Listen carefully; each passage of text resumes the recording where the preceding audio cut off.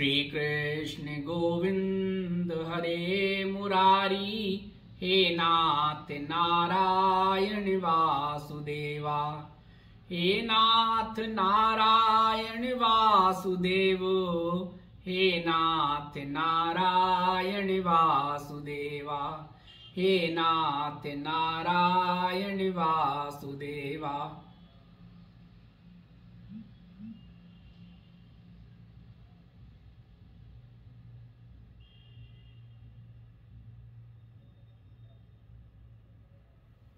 हरिओम जी प्रभु जी।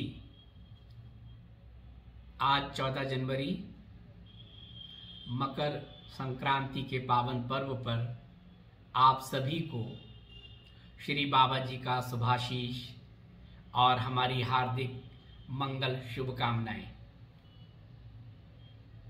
आज का यह पावन पर्व देश भर में अलग अलग नामों से मनाया जाता है। भारतीय पंचांग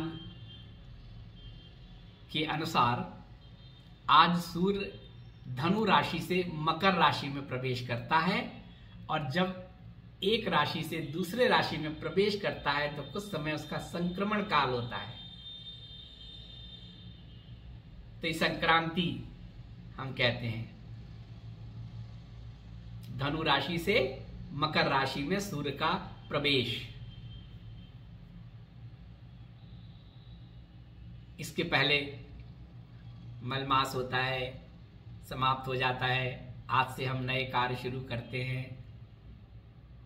मंगल कार्यों के लिए बहुत शुभ दिन है आज का। आज के लिए कोई तिथि और पंचांग की जरूरत नहीं होती।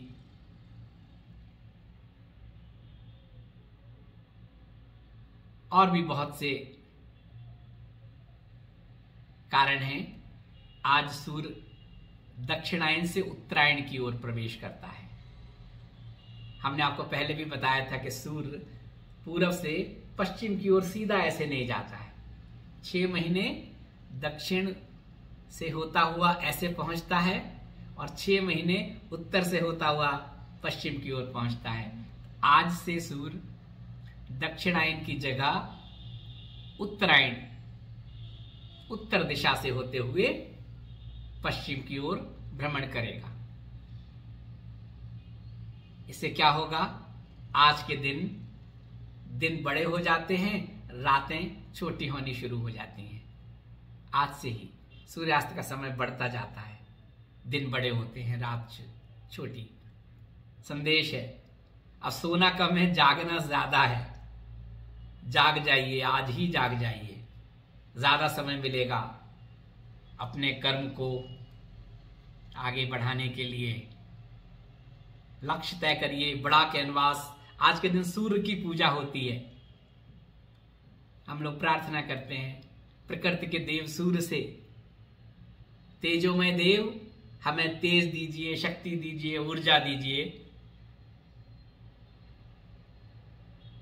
हम जिस परिस्थितियों में हो, जिन स्थितियों में हो, उससे बाहर निकले, आगे बढ़े, ऊंचाइयों को छुएं। आपकी तरह मुझे ऊपर आप तक पहुंचना है। बड़ा कैनवास देखना है, धीरे धीरे आगे बढ़ना है। प्रार्थना करनी है, प्रभु हमें शक्ति दें, सामर्थ्य दें। ऐसा है प्रभु जी। तो यह हर्ष उल्लास का पर्व है, आनंद का पर्व है। जितने भी हमारे तीज, त्योहार, उत्सव, पर्व हैं, सब हमें कोई ना कोई संदेश देते हैं और प्रकृति से जुड़ने की प्रेरणा भी देते हैं।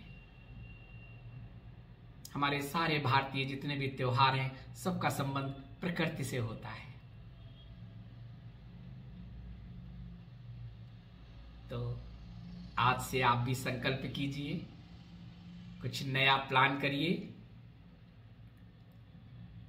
थोड़े समय एकांत में बैठिए, रात्रि में चिंतन कीजिए और छोटे छोटे से गोल बनाइए और उस पर आगे बढ़िए। ऐसा है प्रभु जी। आप लोगों के बहुत सारे मेल और व्हाट्सएप लगातार हमें मिल रहे हैं। अभी हमने कुछ को पढ़ने की कोशिश भी की। ज्यादातर में सब कोरोना कोरोना की बात करते हैं। कोरोना कब जाएगा, ये तबाही कब खत्म होगी, ज्ञानगंज में बैठे ऋषि महात्मा इसे रोक क्यों नहीं देते। बहुत सारे ऐसे प्रश्न आपके लगातार आ रहे हैं। प्रभु जी 2 साल पहले भी बताया था कि इसके साथ जीना सीख लीजिए। ये जाएगा भी तो मुड़कर देखते हुए गया था पहली लहर में, वापस आने के लिए अलग अलग रूपों में, अलग अलग स्वरूपों में अपनी उपस्थिति दर्ज करा रहा है, देश ही नहीं दुनिया भर में। और अभी ये क्या नाम है, ओमिक्रॉन की शायद ज्यादा बातें हो रही है। ओमिक्रॉन है, सर्दी जुकाम, फ्लू की तरह है। सर्दी जुकाम, हल्का सा बुखार हुआ, आता है निकल जाता है, लेकिन घर घर में दस्तक दे रहा है। इससे घबराने की जरूरत नहीं है। हम लोग कहते हैं ना मौसम में कि सर्दी जुकाम आता है, शरीर के टॉक्सिन से वो बाहर ले जाता है, जुकाम से, चीख से, हल्के बुखार से, और आपकी इम्यूनिटी स्ट्रांग कर देता है, प्रतिरोधी क्षमता बढ़ा देता है। लेकिन इस बार इसका थोड़ा स्वरूप बदला हुआ है, इसलिए हमें सावधान रहना है, प्रिकॉशन लेना है। क्योंकि इससे पहले जो भी था वेरिएंट, शायद डेल्टा या जो भी हो, हमने आपको बताया था कि दोनों की मीटिंग हो गई है, अब परिवार को बढ़ना है। और प्रकृति तो दोनों की दैत्य प्रकृति है, तो जब परिवार बढ़ेगा तो वो सबको परेशान करेगा। तब क्या करना है, उसकी शरण में शक्ति दे, भक्ति दे और अपनी रक्षा करना है, अपने खुद प्रिकॉशन लेना है। और ये प्रभु जी एक साइकिल है, वो चलती है।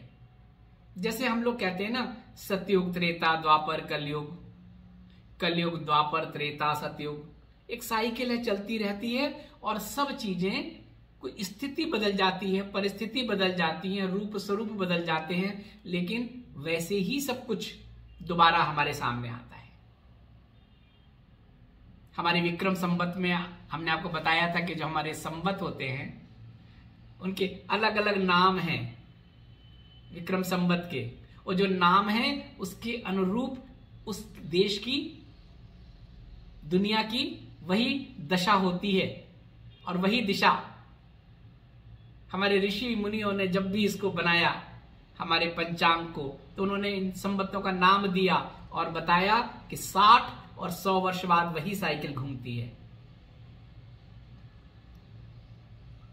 अगर आज विकारी संवत है तो 60 वर्ष बाद दोबारा विकारी संवत आएगा, वही सारे लक्षण, वही चीजें किसी न किसी रूप में हमारे सामने आएंगी। चक्र है, चल रहा है, तो हमें भयभीत नहीं होना है, परेशान नहीं होना है, उसको स्वीकार कर लेना है। इतिहास की बात नहीं कर रहे, लेकिन आपको तो सब पता है 100 वर्ष पहले भी फ्लू आया था, और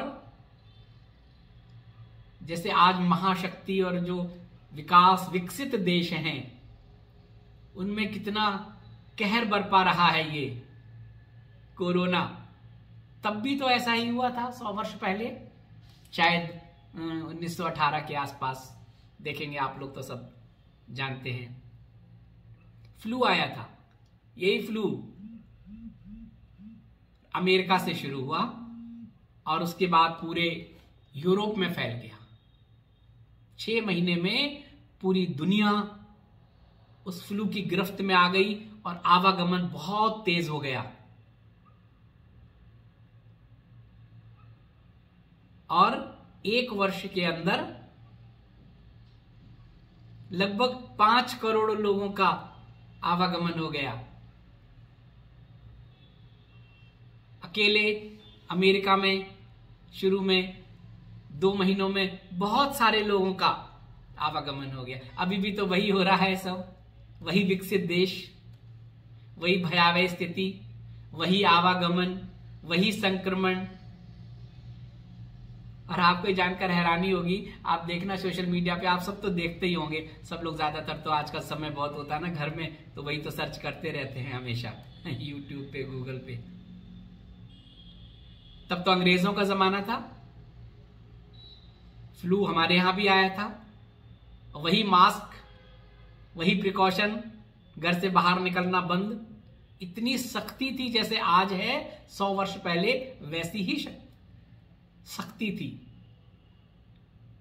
तब तो इतने कड़े प्रतिबंध थे। आज हम लोग जो सुनते हैं ना कि ये बंद, ये बंद, ये बंद, तब भी ऐसा ही था। अंग्रेजों का जमाना, सरकार उनकी, हमारे सब बंद कर दिए गए थे, हमारे ही नहीं दुनिया में। तब तो उनका ब्रिटेन का परचम था, ज्यादातर उन्हीं के तो उपनिवेश थे। तब भी मास्क पहनते थे, तब भी लोग घरों से बाहर नहीं निकलते थे, तब भी सख्ती थी। उस समय तो ऐसा होता था कि अगर आपने मास्क नहीं किया, प्रतिबंधों को तोड़ा, तो सीधे जेल। तो वही साइकिल तो घूम रही है, देखिए प्रभु जी।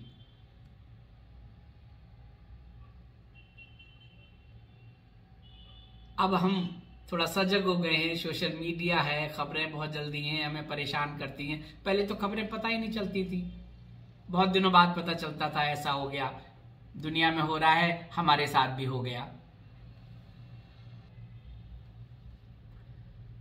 तो शताब्दियों से ये महामारी अलग अलग तरह से देश और दुनिया को प्रभावित करती रही है। 14वीं शताब्दी में प्लेग आया था, तबाही मचाई थी। 15वीं शताब्दी में भी अमेरिका में तो बहुत नुकसान हुआ था, आबादी का आवागमन बहुत तेज हो गया था।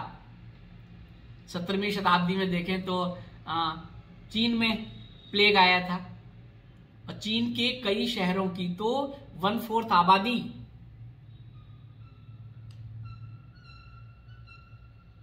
कई दुनिया में छोटे छोटे देश जिनके हम अब देखें जाके, आबादी 1/3 हो गई। इथोपिया जैसे देशों की अगर देखें तो 18वीं शताब्दी में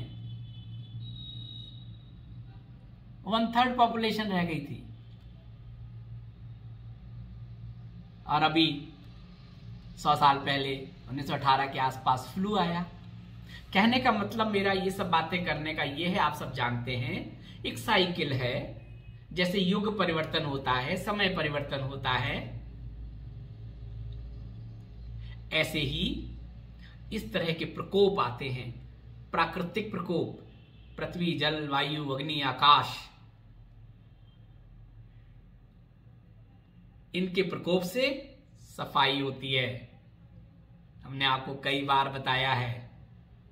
अभी अग्नि और जल का प्रकोप, आप याद करें 2 वर्ष पहले हमने वीडियो में बताया था, पृथ्वी, जल और अग्नि तीनों तत्व का प्रकोप हम और आप देखेंगे। आग की बहुत सारी घटनाएं होंगी,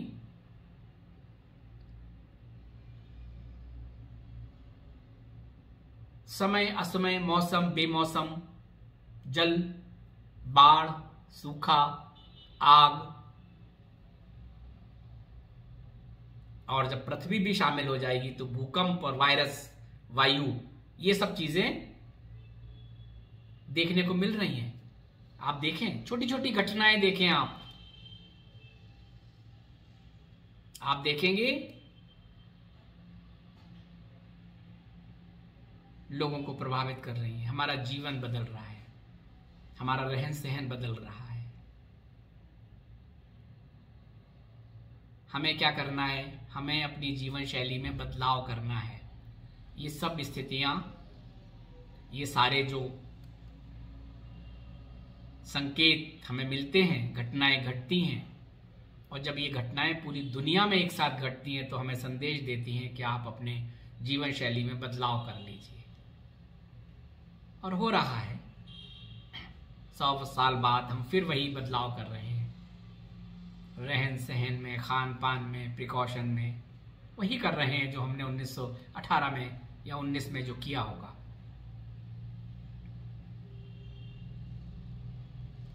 ये अगर बात, इसकी अगर क्लैरिटी हमारे उसमें आ जाए तो हम भयभीत तो नहीं होंगे, हम बहुत परेशान तो नहीं होंगे कि ये तो चक्र है, चलता रहा है, चल रहा है, आगे भी चलता रहेगा।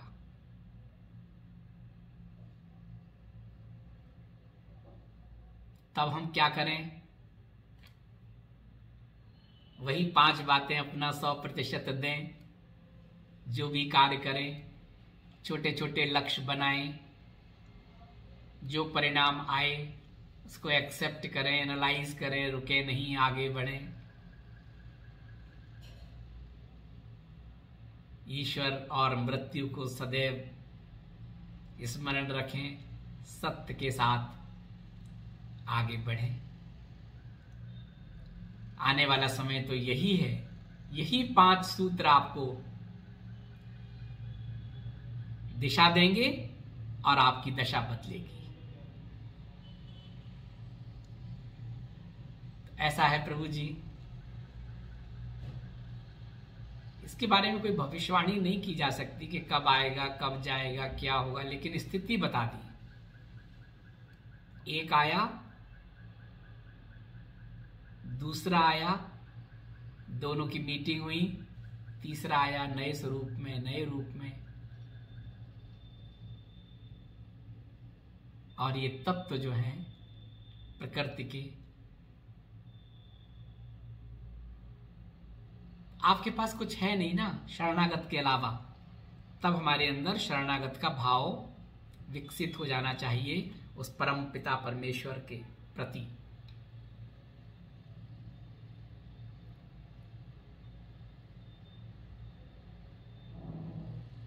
ऐसा अगर भाव आ जाएगा तो हम भय मुक्त हो जाएंगे, भय रहित हो जाएंगे। ईश्वर मृत्यु को सदैव स्मरण करेंगे तो हमें मृत्यु से भय नहीं लगेगा। कहने में तो बहुत आसान है भय रहित हो जाएं, लेकिन हम देखते हैं हमारे पास बहुत सारे मैसेज आते हैं। हमारे परिवार के लोगों के भी इतना बड़ा परिवार हो गया है कि जिन परिवारों में आवागमन हो जाता है असमय, उनकी क्या स्थिति हो जाती है। लेकिन अगर पूरे दुनिया के उससे देखें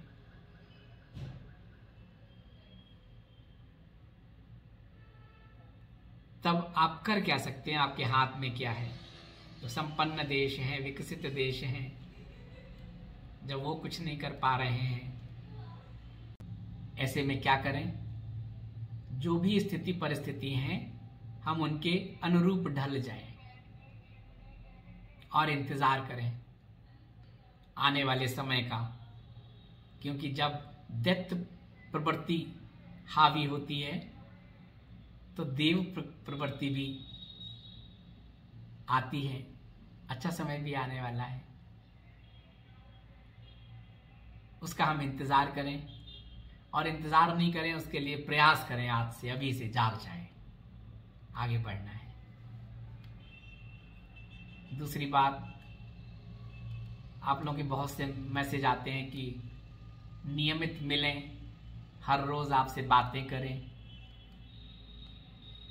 तो प्रभु जी, हमने आपको बताया था ना कि होमवर्क बहुत ज़्यादा है, फिर भी समय निकाल कर हम आपसे बातें कर लेते हैं, संवाद कर लेते हैं। कोई विषय नहीं होता है, मन की बात कर लेते हैं।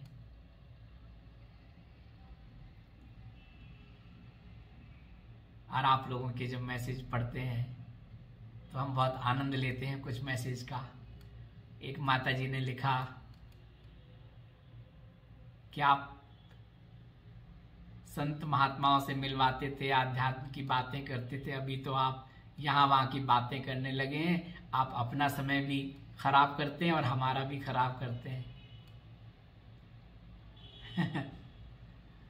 हे भगवान, प्रभु जी देखिए, हमारा कोई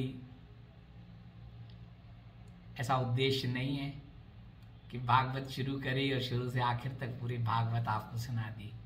रामायण शुरू करी, शुरू से आखिर तक रामायण सुना दिया। आप अभ्यस्त हो गए हैं ना कि रामायण सुनते हैं तो 7 दिन तक के लिए जाएंगे, तो बस रामायण ही सुने शुरू से लेके आखिर तक। श्रीमद् भागवत की कथा सुनना है तो शुरू से लेके आखिर तक वही सुनना है। संत महात्माओं के बारे में जानना है तो वही जानना है। आप अभ्यस्त हो गए हैं ना, से थोड़ा बाहर निकलिए, ऊपर उठिए, आनंद लीजिए प्रभु जी। बस हम तो याद करते हैं 2 वर्ष पहले जब हम गंगोरी में थे, तब हमारे व्हाट्सएप पर या मेल पर 100 लोग साथ थे। हम सिम बदल देते हैं तो जब ज्यादा लोग आ जाते हैं तो अपने आप सिम गंगा जी में चली जाती है, नई सिम आ जाती है। तो जब हम वहां गए थे तो 100 लोग थे, एकांत के लिए गए थे। बाबा जी का होमवर्क था, लॉकडाउन लग गया। लॉकडाउन लगने से ये शुरू हो गया, आप सबसे जुड़ना था, मिलना था, परिवार बनना था, बढ़ना था श्री बाबा जी की कृपा से। आप सबका श्री बाबा जी से संपर्क बना, हम निमित्त बने, संवाद शुरू हो गया। तो आज भले ही जितने भी लोग हैं, आपको तो सब पता होता है कितने लोग जुड़े हैं, लेकिन ये सब ऐसे भी आपके मैसेज आते हैं, ये करें ये करें, इंस्टाग्राम पे जाएं, ट्विटर पे जाएं, फेसबुक पे जाएं, तो आपके बहुत सारे लोग फॉलोअर्स बढ़ जाएंगे। नहीं करना है, तो उद्देश्य है ही नहीं। एक व्यक्ति अपने जीवन में किसी एक व्यक्ति का रूपांतरण कर दे, एक व्यक्ति अपने जीवन में किसी एक की दशा और दिशा बदल दे, जो उसके पास है। ज्ञान है तो ज्ञान से, धन है धन से, जो भी आपके पास है उससे किसी एक का जीवन बदल जाए, किसी एक को अगली पीढ़ी में लाके खड़ा कर दें, अगले स्टेप पर पहुंचा दें, बहुत है। भीड़ थोड़ी जुटानी है, फॉलोअर्स की संख्या थोड़ी गिननी है, कोई ऐसा एजेंडा नहीं बनाना है कि बस इसी को लेके चले जा रहे हैं। अरे हम और आप हैं, बाबा जी ने जोड़ा है, एक परिवार है, आप हैं, बाबा जी हैं। जब लगता है, जिस विषय पे होता है, बात कर लेते हैं। शुरू में समय बहुत कम था, 1 साल का, पहले बताया था आपको, इसलिए बहुत सारी बातें एक ही उस संवाद में बताते चले गए। अभी थोड़ा सा एक्सटेंशन मिला है ना, तो ये जो एक्सटेंशन मिला है तो इसमें और आनंद में बातें कर लेते हैं।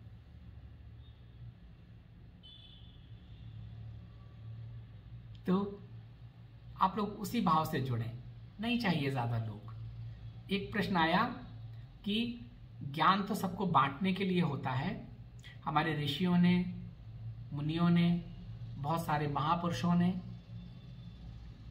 बहुत सारी ज्ञान की बहुत सारी क्रियाओं को गुप्त रखा, सबको सार्वजनिक नहीं किया, बताया नहीं। बोला आपने भी किसी वीडियो में कहा था कि हम कुछ लोगों के साथ 1 to 1 बात करेंगे। हमारा उद्देश्य ये नहीं था प्रभु जी। हमारा उद्देश्य था तो ऐसे जैसे माता जी संदेश भेजती हैं, ऐसे बहुत सारे लोग अलग अलग तरह के संदेश भेजते हैं। हमारा ये था कि उनसे निवेदन है कि हम जैसे हैं वैसे हैं, जो बाबा जी की इच्छा होती है वो बातें कर लेते हैं, बता देते हैं। आप अपना समय खराब ना करें, आपको जहां रुचि है वहां आप अपने आप को, अपने समय का सदुपयोग करें। समय तो बहुत कीमती होता है। अगर आपको लगता है कि नहीं जुड़ना है, आप जुड़िए। कभी ऐसा भी हो सकता है कि हम आपके सामने आके बैठ जाएं, मौन संवाद। एक बार हुआ था ऐसा कि वो चला ही नहीं था, साउंड सुनाई नहीं दी थी। बहुत सारे मैसेज आ रहे थे, आवाज नहीं आ रही है, केवल बस देख पा रहे हैं। उसका भी आनंद है। तो आनंद लीजिए, जैसा आपके अंदर आनंद है उन चीजों को तलाश कर लीजिए। बहुत सारे आपके पास विकल्प हैं।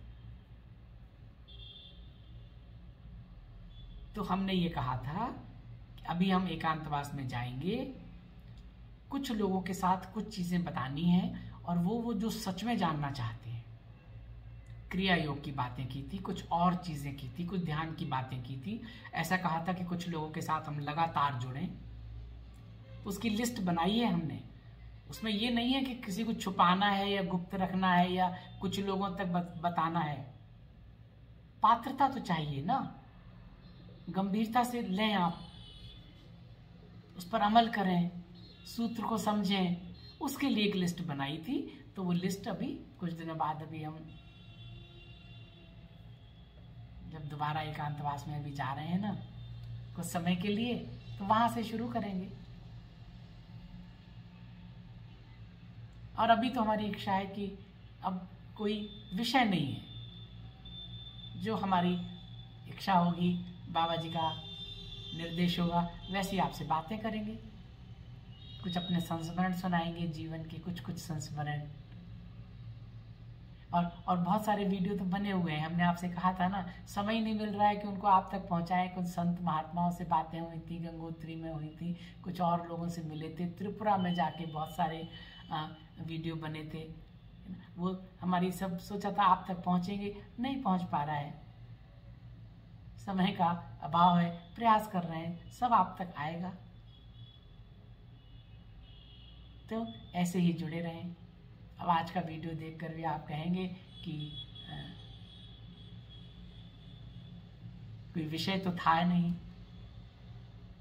इसलिए विषय में इन सब में ना जाएं, जुड़े रहें, श्री बाबा जी से जुड़े रहें, अपने मन में संकल्प लें।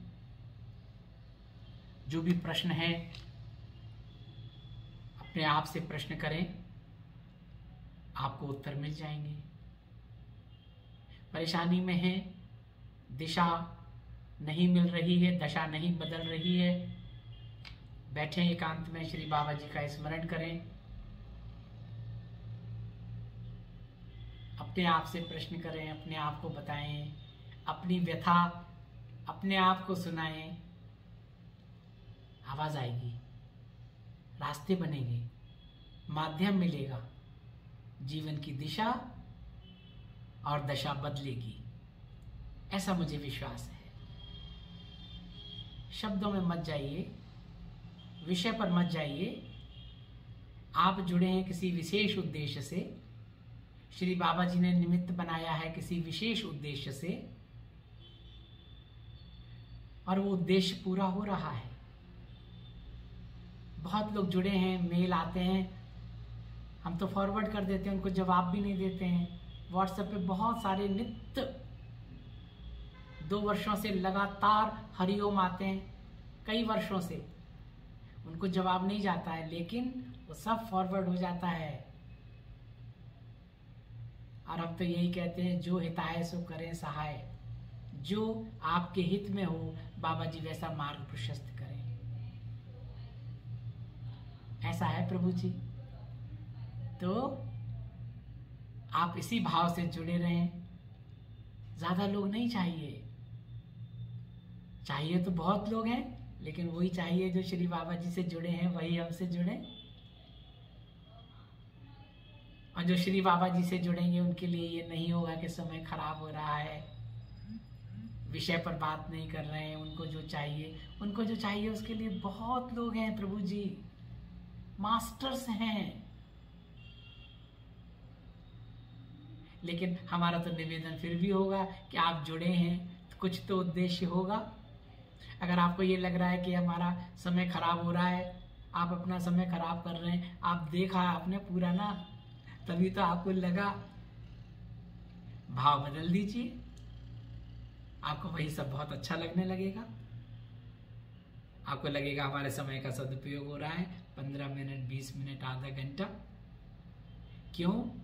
इस दौरान जब हम एक दूसरे से जुड़ते हैं तो मान के चलिए कि आप उस अस्तित्व से जुड़े हुए हैं, उस सत्ता से जुड़े हैं, श्री बाबा जी के भाव से जुड़े हुए हैं, बाबा जी ने निमित्त बनाया है, तो कुछ तो होगा, कुछ तो आपसे लेन देन होगा। हम उनसे प्रार्थना करेंगे और वो प्रार्थना आप तक पहुंचेगी, ऐसा मुझे लगता है। आज इतना ही। एक बार फिर आप सबके हृदय में विराजित उस परम पिता परमात्मा का जो अंश है, हम सब एक हैं, उसको नमन वंदन। हरि ओम।